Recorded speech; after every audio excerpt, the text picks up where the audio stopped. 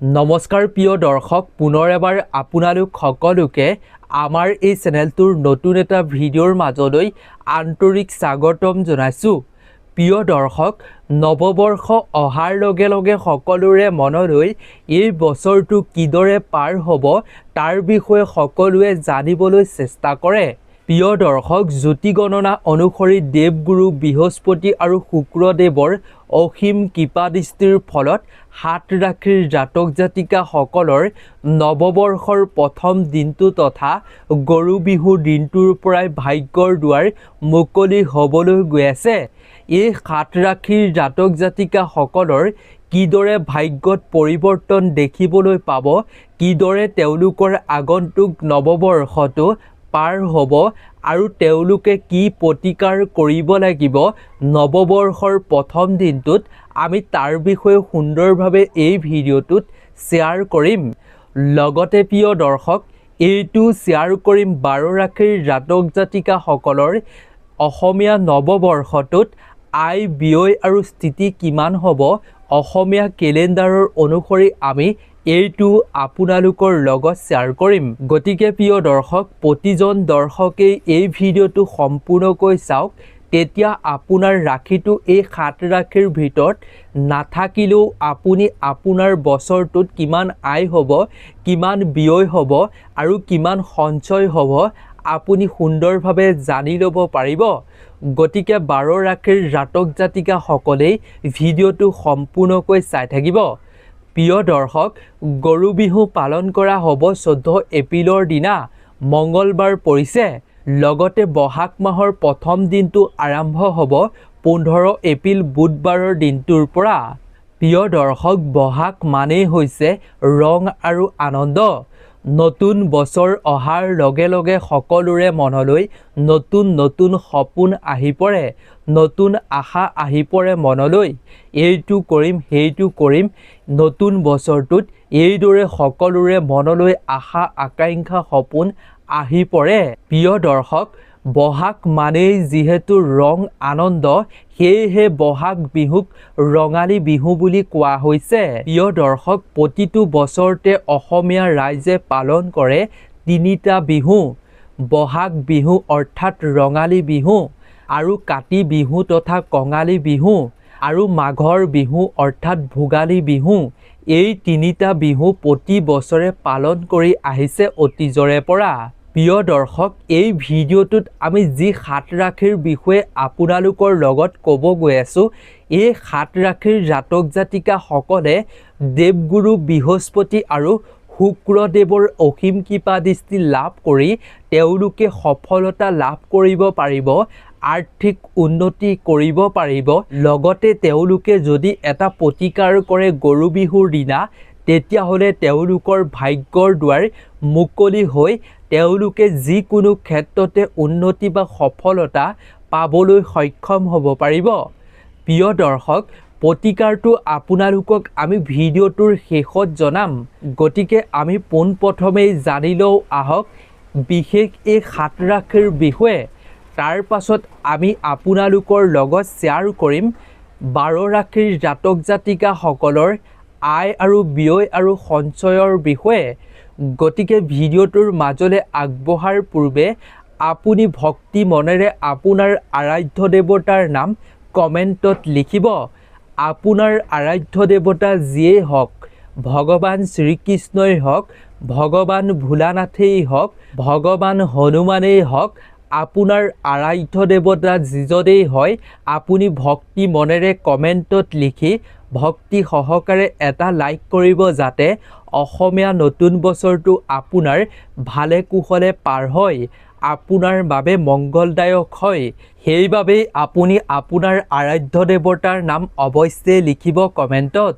তেন্তে প্ৰিয় দৰ্শক, গ্ৰহ নক্ষত্ৰৰ পৰিৱৰ্তনৰ প্ৰভাৱৰ ফলত 2026 বৰ্ষৰ গৰু বিহুৰ পৰাই কোন 7 ৰাশিৰ জাতক জাতিকাসকলৰ দেৱগুৰু বৃহস্পতি আৰু শুক্ৰদেৱৰ কৃপা লাভ কৰিব পাৰিব, তেওঁলোকৰ ভাগ্যত পৰিৱৰ্তন দেখিবলৈ পাব, আহক আমি সুন্দৰভাৱে জানি লওঁ।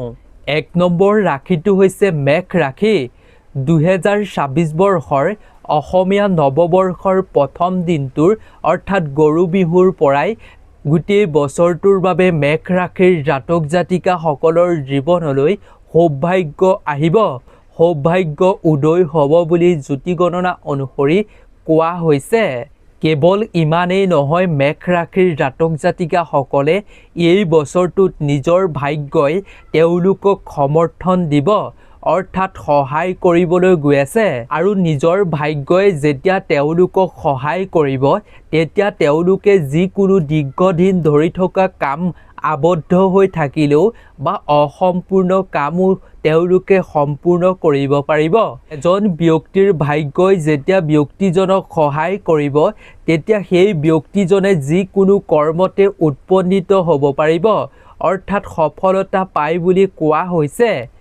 যেতিয়া মানুহৰ ভাগ্যই ব্যক্তিজনক সহায় নকৰে, তেতিয়া এজন ব্যক্তিয়ে যিমানেই কষ্ট কৰিলেও তেওঁলোকে কামসমূহ সম্পূৰ্ণ বা সফল কৰি তুলিব নোৱাৰিব। প্ৰতিটো ক্ষেত্ৰতে বাধা বিঘিনি আহি সকলো কাম আধৰুৱা হৈ পৰি থাকিব। সেইবাবেই মেঘ ৰাশিৰ জাতক জাতিকাসকলৰ অসমীয়া নৱবৰ্ষৰ পৰাই তেওঁলোকৰ ভাগ্যই নিজক সংগ দিব। লগতে প্ৰিয় দৰ্শক, মেঘ ৰাশিৰ জাতক জাতিকাসকলে এই বছৰটোত নতুন দায়িত্ব পোৱাৰো সম্ভাৱনা আছে। লগতে কেৰিয়াৰত তেওঁলোকৰ যথেষ্ট অগ্ৰগতি লাভ কৰিব।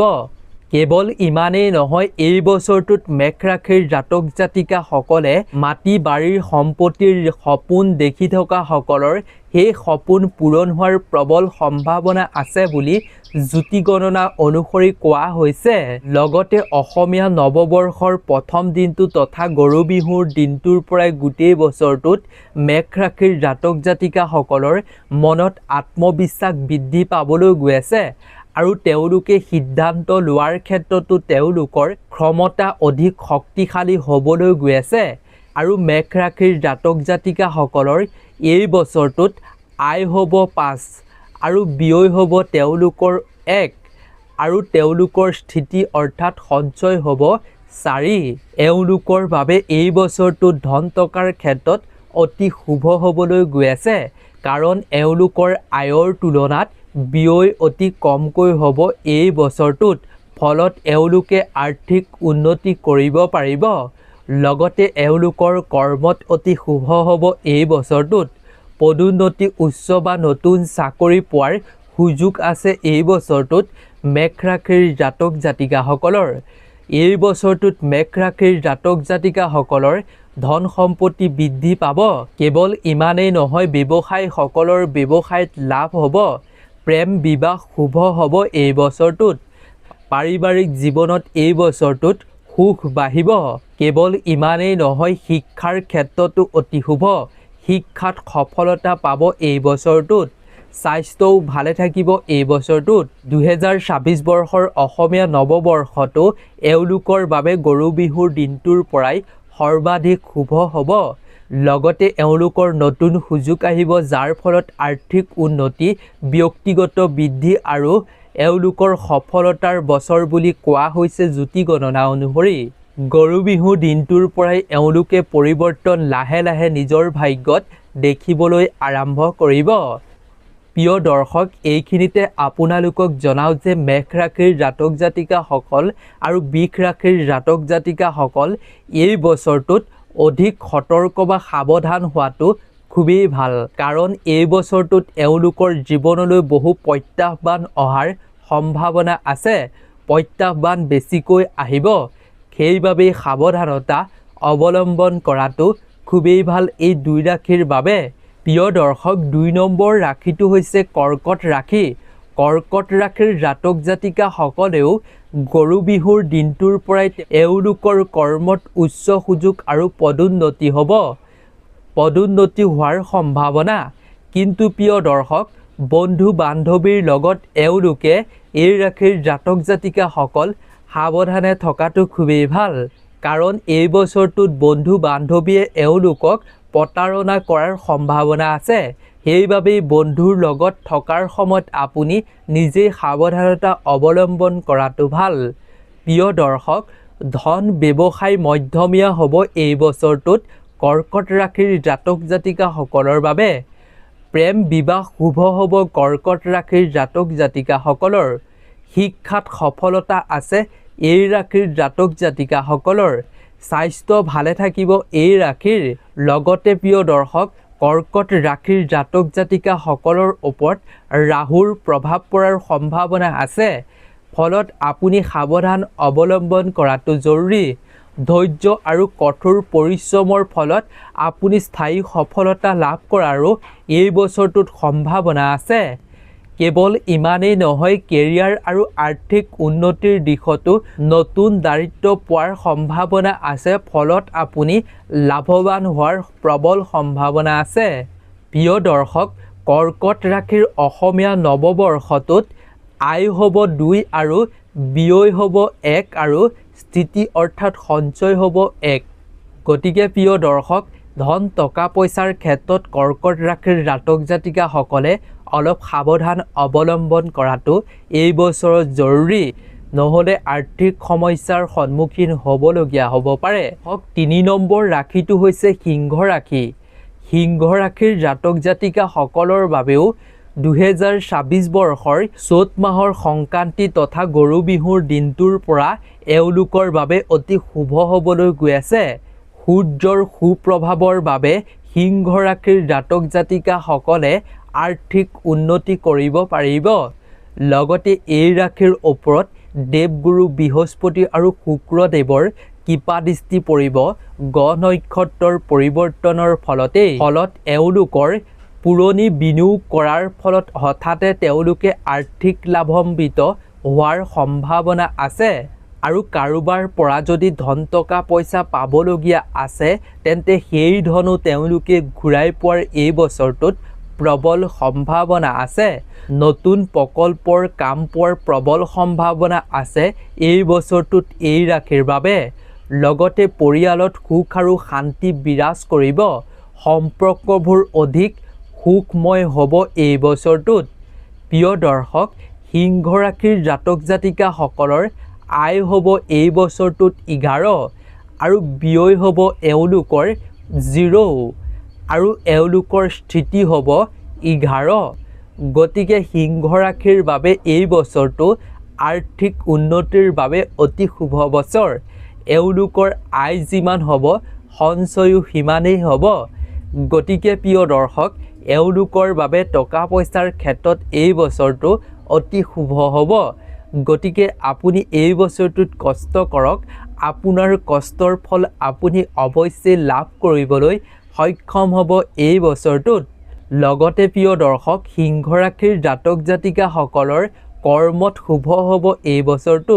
সফলতা, পদোন্নতি, নতুন চাকৰি, ধন সম্পত্তি অহাৰ সম্ভাৱনা আছে এই বছৰটোত এই ৰাশিৰ বাবে। প্ৰেম বিবাহত সামান্য বাধা আহিব পাৰে ৰাহুৰ প্ৰভাৱৰ বাবে। শিক্ষাত ভাল ফল পাব এই ৰাশিয়ে এই বছৰটোত। স্বাস্থ্যটো এওঁলোকৰ কেতুৰ প্ৰভাৱ পৰিব। গতিকে সাৱধান হ'ব নিজৰ স্বাস্থ্যৰ প্ৰতি। লগতে এই বছৰটো এই ৰাশিৰ বাবে শ্ৰীবৃদ্ধিৰ বছৰ বুলি জ্যোতি গণনা অনুসৰি কোৱা হৈছে। প্ৰিয় দৰ্শক, 4 নম্বৰ ৰাশিটো হৈছে কন্যা ৰাশি। কন্যা ৰাশিৰ জাতক জাতিকাসকলৰ ব্যক্তিগত আৰু পেছাদাৰী জীৱনত যদি চলি থকা কিছুমান সমস্যা আছে তেন্তে এই বছৰটোত সেই সমস্যা সমাধান হ'ব বুলি কোৱা হৈছে। লগতে কন্যা ৰাশিৰ জাতক জাতিকাসকলে 14 এপ্ৰিল মঙলবাৰ গৰু বিহুৰ দিনটোৰ পৰা মানসিক শান্তি লাভ কৰাৰ সম্ভাৱনা আছে। আৰু কাৰোবাৰ লগত যদি পুৰণি বিবাদ হৈ আছিল সেই বিবাদো এই বছৰটোত সমাধান হোৱাৰ প্ৰবল সম্ভাৱনা আছে, যাৰ ফলত তেওঁলোকৰ সম্পৰ্কবোৰ মধুৰ হ'বলৈ গৈ আছে। লগতে ইয়াৰ ফলত জীৱনলৈ স্থিৰতা অহাৰ সম্ভাৱনা আছে। ধৰ্মীয় স্থানলৈ এই বছৰটোত যোৱাৰ সম্ভাৱনা আছে বুলি কোৱা হৈছে। লগতে প্ৰিয় দৰ্শক, এই বছৰটোত দেৱগুৰু বৃহস্পতি আৰু শুক্ৰদেৱৰ কৃপা লাভ কৰাৰ বাবে এই ৰাশিৰ জাতক জাতিকাসকলৰ কেৰিয়াৰত অগ্ৰগতি লাভ কৰাৰ সম্ভাৱনা আছে। কৰ্মত অতি শুভ হ'ব। পদোন্নতি আৰু নতুন সুযোগ পোৱাৰ সম্ভাৱনা আছে। ধন বৃদ্ধি হোৱাৰ সম্ভাৱনা আছে। ব্যয় বাঢ়িব এই বছৰটোত। প্ৰেম বিবাহত সামান্য খেলি মেলি হোৱাৰ সম্ভাৱনা আছে। লগতে শিক্ষাৰ ক্ষেত্ৰত এই ৰাশিৰ বাবে ভাল হ'ব আৰু পৰিৱৰ্তন আৰু দায়িত্বৰ লাভৰ বছৰ হ'ব এই ৰাশিৰ বাবে। লগতে এই ৰাশিৰ এই বছৰটোত আয় হ'ব 8 আৰু ব্যয় হ'ব 1 আৰু স্থিতি হ'ব 7। গতিকে কন্যা ৰাশিৰ বাবে এই বছৰটো শুভ হ'বলৈ গৈ আছে। আপুনি কৰ্ম কৰক, আপুনি ভাল ফল এই বছৰটোত পাব পাৰিব। আৰ্থিক উন্নতি আপুনি হ'ব পাৰিব। প্ৰিয় দৰ্শক, এইবাৰ আমি জানো আহক 5 নম্বৰ ৰাশিটোৰ বিষয়ে। 5 নম্বৰ ৰাশিটো হৈছে বৃশ্চিক ৰাশি। বৃশ্চিক ৰাশিৰ জাতক জাতিকাসকলে অসমীয়া নৱবৰ্ষৰ প্ৰথম দিনটোৰ পৰাই গৰু বিহুৰ পৰাই গোটেই বছৰটোতে এওঁলোকৰ বাবে সফলতা পোৱাৰ বাবে অতি ভাল সময় আহিছে এই বছৰটোত। লগতে সমাজত এওঁলোকৰ এই বছৰটোত মান মৰ্যাদা বৃদ্ধি পোৱাৰ সম্ভাৱনা আছে। কেৱল ইমানেই নহয়, এই বছৰটোত আপুনি কৰা কৰ্মৰ দ্বাৰা মানুহে আপোনাক শলাগ লোৱাৰ সম্ভাৱনা আছে। চাকৰি ব্যৱসায় কৰাসকলৰ বাবে এই বছৰটোত নতুন সুযোগ অহাৰ সম্ভাৱনা আছে।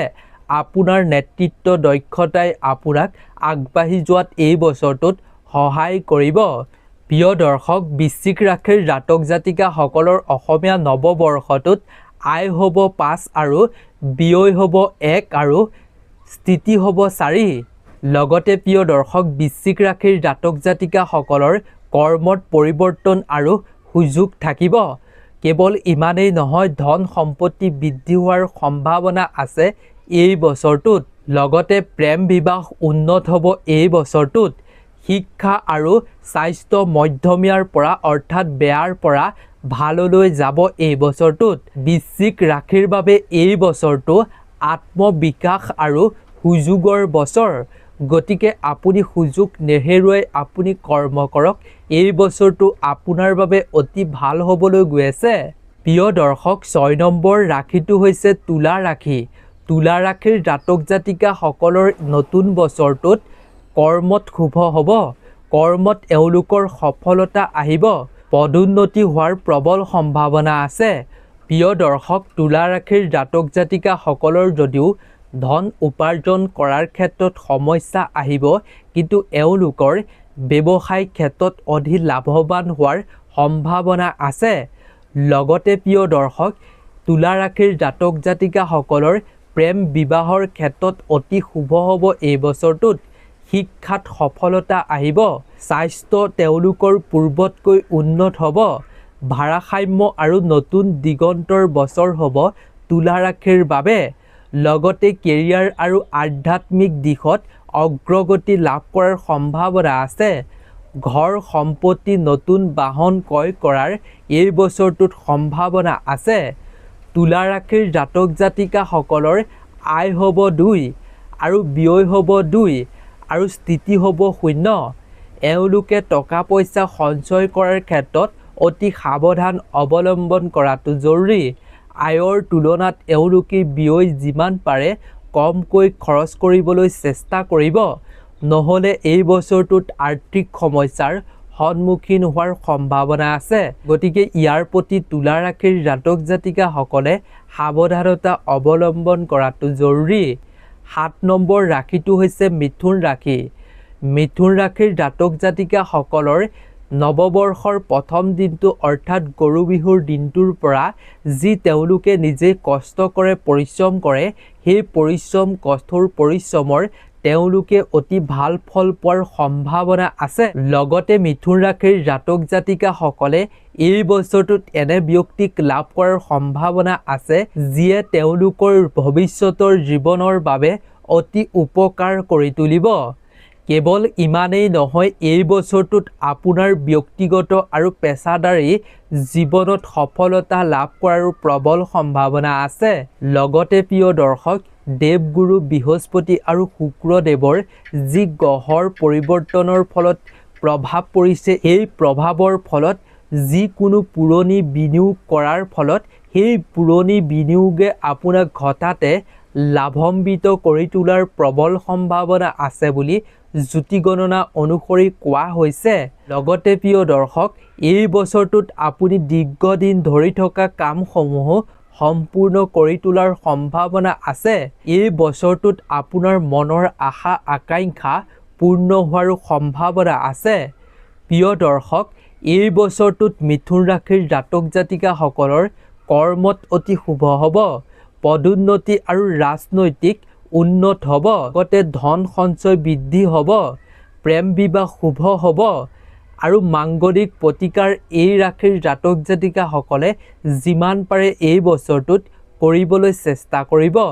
পূজা পাতল যিকোনো প্ৰতিকাৰ দান বৰঙণি আপুনি এই বছৰটোত যিমান পাৰে সিমান কৰাটো আপোনাৰ বাবে অতি ভাল হ'ব বুলি কোৱা হৈছে। শিক্ষা আৰু স্বাস্থ্য পূৰ্বৰ তুলনাতকৈ ভাল হ'ব। লগতে নতুন সুযোগ আৰু দায়িত্বৰ বছৰ হ'ব আপোনাৰ বাবে এই বছৰটোত। মিথুন ৰাশিৰ জাতক জাতিকাসকলৰ এই বছৰটোত আয় হ'ব 8 আৰু ব্যয় হ'ব 1 আৰু স্থিতি হ'ব এওঁলোকৰ 7। এওঁলোকৰ বাবে ধন টকা পইচাৰ ক্ষেত্ৰত অতি ভাল হ'ব এই বছৰটোত। আয়ৰ তুলনাত এওঁলোকৰ ব্যয় অতি কমকৈ হোৱা দেখিবলৈ পোৱা গৈছে। প্ৰিয় দৰ্শক, এই 7 ৰাশিৰ ওপৰতে দেৱগুৰু বৃহস্পতি আৰু শুক্ৰদেৱৰ কৃপা পৰিবলৈ গৈ আছে। গতিকে আপোনাৰো এই 7 ৰাশিৰ ভিতৰত ৰাশিটো আছেনে? যদি আছে অৱশ্যেই কমেণ্টত জনাব। এইবাৰ আমি জানো আহক বাকী যি 7 ৰাশি আছে সেই 7 ৰাশিৰ এই বছৰটোত আয় কিমান হ'ব, ব্যয় কিমান হ'ব, স্থিতি কিমান হ'ব তাৰ বিষয়ে আমি জানি লওঁ আহক। প্ৰিয় দৰ্শক, বৃষ ৰাশিৰ জাতক জাতিকাসকলৰ এই বছৰটোত আয় হ'ব 2 আৰু ব্যয় হ'ব 2 আৰু স্থিতি হ'ব 0। এওঁলোকে টকা পইচাৰ ক্ষেত্ৰত সাৱধান হোৱাটো খুবেই জৰুৰী। আয়ৰ তুলনাত ব্যয় যিমান পাৰে কমকৈ খৰচ কৰিবলৈ চেষ্টা কৰিব। প্ৰিয় দৰ্শক, ধনু ৰাশিৰ জাতক জাতিকাসকলৰ এই বছৰটোত আয় হ'ব 11 আৰু ব্যয় হ'ব 1 আৰু স্থিতি হ'ব এওঁলোকৰ 10। এওঁলোকৰ বাবে এই বছৰটো আৰ্থিক উন্নতি হ'বৰ বাবে অতি ভাল বছৰ। প্ৰিয় দৰ্শক, অসমীয়া নতুন বছৰটোত মকৰ ৰাশিৰ আয় হ'ব 5 আৰু ব্যয় হ'ব 2 আৰু স্থিতি হ'ব 3। এওঁলোকৰ বাবেও ভাল হ'ব এই বছৰটো। কুম্ভ ৰাশিৰ আয় হ'ব 5 আৰু ব্যয় হ'ব 2 আৰু স্থিতি হ'ব 3। এওঁলোকৰ বাবেও এই বছৰটো ভাল হ'ব। মীন ৰাশিৰ এই বছৰটোত আয় হ'ব 11 আৰু ব্যয় হ'ব 1 আৰু এওঁলোকৰ স্থিতি হ'ব 10। এওঁলোকৰ বাবে অতি ভাল হ'ব এই বছৰটো আৰ্থিক উন্নতিৰ বাবে সঞ্চয় কৰাৰ ক্ষেত্ৰত। প্ৰিয় দৰ্শক, নিশ্চয় এতিয়া আপুনি জানি ল'ব পাৰিলে এই বছৰটোত আপোনাৰ আয় কিমান হ'ব, ব্যয় কিমান হ'ব আৰু স্থিতি কিমান হ'ব। গতিকে আপুনি নিজেই ইয়াৰ প্ৰতি লক্ষ্য ৰাখিব। প্ৰিয় দৰ্শক, আমি যি 7 ৰাশিৰ বিষয়ে শ্বেয়াৰ কৰিলোঁ, এই 7 ৰাশিৰ ভিতৰত আপোনাৰ ৰাশিটো থাককেই বা নাথাকক, আপুনি গৰু বিহুৰ দিনা আপোনাৰ ঘৰত যদি গো মাতা আছে, গৰু আছে, তেন্তে গৰুক আপুনি যিকোনো বস্তু খাবলৈ অৱশ্যেই দিব। ইয়াৰ ফলত আপোনাৰ ভাগ্যৰ দুৱাৰ উদয় হ'ব। যেতিয়া আপুনি গো মাতাক সেৱা কৰিব, যিকোনো বস্তু খাবলৈ দিব, তেতিয়া আপোনাৰ ওপৰত 33 কোটি দেৱতাৰ কৃপা দৃষ্টি পৰিব, যাৰ ফলত আপোনাৰ বন্ধ হৈ থকা ভাগ্য নিজেই উদয় হ'ব বা খোল খাই পৰিব। আৰু যেতিয়া আপোনাক ভাগ্যই আপোনাক সহায় কৰিব, তেতিয়া আপোনাৰ জীৱনলৈ যিমানেই সমস্যা আহক, যিমানেই বিপদ আহক, সেই সকলো সমস্যা, সকলো বিপদ 33 কোটি দেৱতাৰ কৃপাত দূৰ হ'ব। গতিকে গৰু বিহুৰ দিনা আপুনি অৱশ্যেই গৰুক মাৰ ধৰ নকৰি সেৱা কৰক, কিবা এটা বস্তু অৱশ্যেই খুৱাবলৈ চেষ্টা কৰক। গতিকে আজিৰ ভিডিঅ'টো ইমানেই আছিল। আশা কৰোঁ ভিডিঅ'টো চাই ভাল পালে। গতিকে আপোনাৰো আগন্তুক নৱবৰ্ষটো অতি ভাল হওক, মংগল হওক, তাৰেই আমিও কামনা কৰিছোঁ।